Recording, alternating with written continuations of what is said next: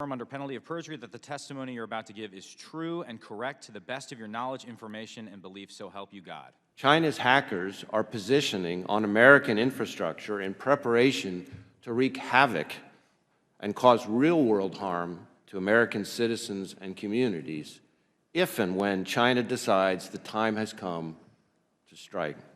It's an important signal to the Chinese because they haven't been picking up the phone.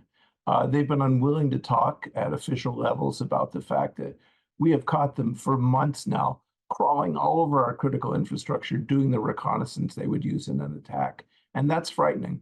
It is Chinese military doctrine to attempt to induce societal panic in their adversary.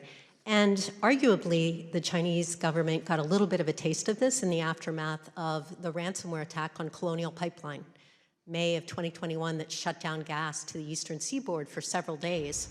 Americans couldn't get to work, they couldn't take their kids to school. It caused a bit of panic. Now imagine that on a massive scale. You don't do reconnaissance for fun. So the Chinese are clearly thinking about worst case scenarios. And I think what I took away from today's hearing is the U.S. has had different agencies talk about this at least since the summer. This is a clear signal to the Chinese, we've caught you, we're ready to act, you need to back off, right? There's been efforts by the U.S. The Chinese haven't responded as promptly as you might hope.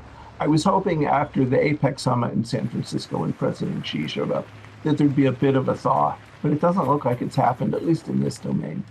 All related to Taiwan, the Chinese are thinking ahead that if there is some sort of blowout over Taiwan, they want to be able to disrupt critical infrastructure in the U.S., particularly the Pacific coast, but creating political problems for the administration back home. So this is reconnaissance by the People's Liberation Army for use in the event of some sort of Taiwan conflict.